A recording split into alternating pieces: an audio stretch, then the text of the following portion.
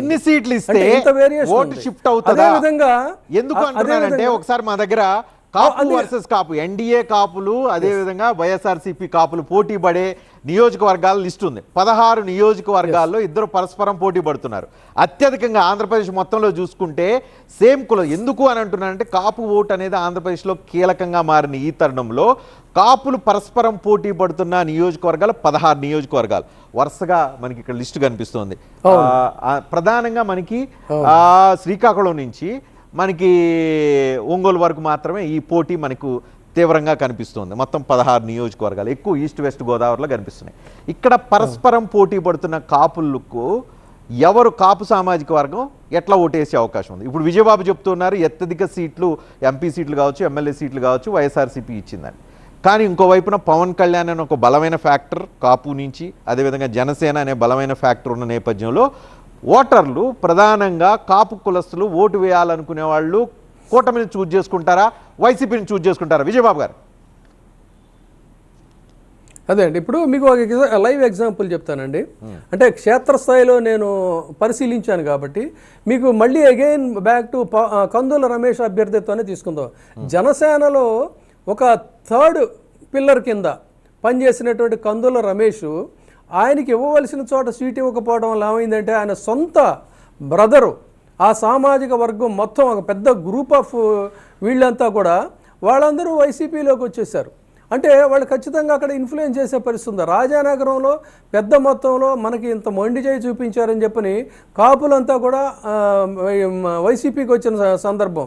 సరిగ్గా ఎప్పుడైతే జనసేన కేవలం అతి కొద్ది సీట్లతో సర్దుబాటు చేసుకుందో గోదావరి జిల్లాలో ఉన్న కాపులు చాలామంది డీప్గా హర్ట్ అయ్యారు. అయితే నేను చెప్తుందంటే పార్షియల్గా చెప్పడం, అట్ ది సేమ్ టైం వాస్తవానికి గతంలో అసలు ఉభయ గోదావరి జిల్లాల్లో వైసీపీ హోప్స్ వదిలేసుకోవాలేమో అనేటువంటి ట్రెండ్ నుంచి హోప్ఫుల్ స్థాయికి చేరింది. బికాజ్ ఆఫ్ ఏంటంటే అలాట్మెంట్ ఆఫ్ సీట్స్.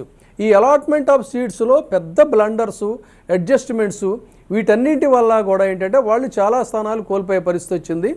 ఆ రకంగా ఓట్ షేరింగ్ విషయంలో మీకు విస్పష్టంగా ఓట్ షేరింగ్ జరిగేది లేదు. ఈవెన్ పురంధేశ్వరి గారికి సంబంధించి కూడా ఆవిడ చేసినటువంటి దీనికి కాపులకి ఒక్క సీటు కూడా ఎంపీ సీటు కానీ లేకపోతే ఎమ్మెల్యే సీటు కానీ ఇవ్వలేదనే దీంతో ఆవిడ లోక్సభకి పోటీ చేసే చోట కూడా కాపులు ఎవరు కూడా ఓటు వేసేటువంటి పరిస్థితి లేదండి. ఇది అక్కడ అంటే ఓట్ షేరింగ్ గురించి నేను చెప్తున్నా. ఇక్కడ ఓట్ షేరింగ్ అనేటువంటిదే చాలా ఇంపార్టెంట్ అభ్యర్థిత్వం కంటే. అంతేకాకుండా ఫర్ ఎగ్జాంపుల్ మీకు ఈవెన్ అధినేత జనసేన అధినేత స్వయంగా పోటీ చేస్తున్న పిఠాపురం కూడా 1,00,000 ఓట్లు వస్తాయని చెప్పని అంచనా వేసుకున్నారు వాళ్ళు గెలుపు. కానీ ఇవాళ స్పష్టంగా నేను చెప్తున్నాను, మనం నోట్ చేసుకుందాం. అక్కడ 1,00,000 ఓట్లు కాదు కదా, కనీసం 50,000 కాదు కదా, 25,000 మెజారిటీతో ఒకవేళ పవన్ కళ్యాణ్ గెలిచినా 1,00,000 ఓట్లు వచ్చినట్టుగా మీరు అనుకోండి. కారణం ఏంటంటే కాపుల ఓట్లు ఎప్పుడు కూడా ఒకవైపు గంపగొత్తుగా పడేది లేదు.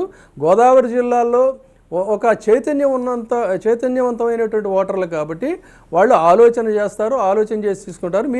మీరు చెప్పండి, కాపు ఓట్లు 100% ఎన్డీఏకి ట్రాన్స్ఫర్ కావాలని అంటున్నారు. ఎంత ట్రాన్స్ఫర్ అవుతుంది?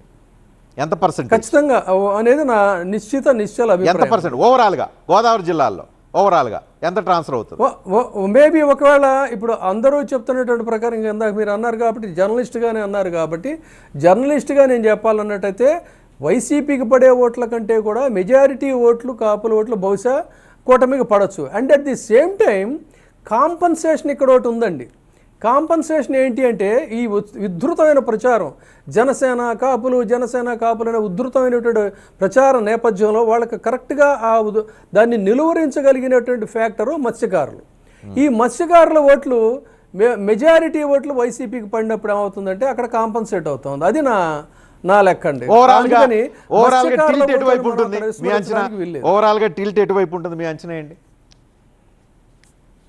నేను అనుకోవటం నెక్ టు నెక్ ఉంటుందండి. కాదు కూడదంటే 60-40 అయితే ఖచ్చితంగా ఉంటుంది. 60 ఎవరికి 40 ఖచ్చితంగా ఉంటుంది. ఒకవేళ కూటమికి ఓవరాల్గా స్టేట్లో వచ్చేటువంటి సీట్లు వాళ్ళు హోప్ పెట్టుకున్నట్టుగా వాళ్ళ పరివ్యూలో మాట్లాడాలంటే అంటే మీరు నిన్న నన్ను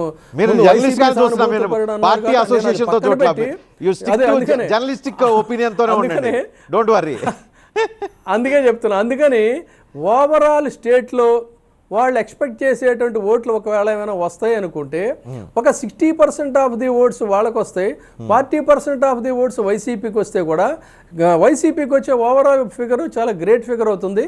తర్వాత ఇందాక రవి గారు చెప్పిన దానికి కూడా ఒక చిన్న క్యాలిక్యులేషన్ ఇస్తానండి. మన